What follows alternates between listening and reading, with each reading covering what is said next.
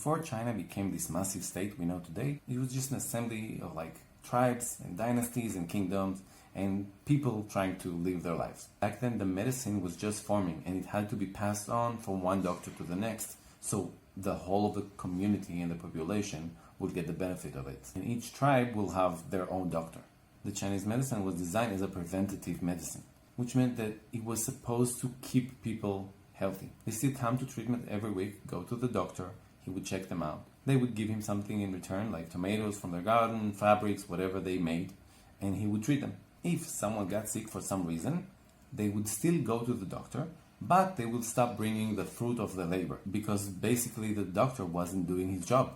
So then it's the doctor's incentive to make the patient healthy again, if he still wants to get his precious tomatoes, obviously. In our society, the healthcare system needs money coming in for it to work smoothly. In order to keep the machine afloat, we need sick people. And without sick people, the whole system might collapse. So maybe we need to rethink our process a little bit and learn something from ancient China. Have a good day.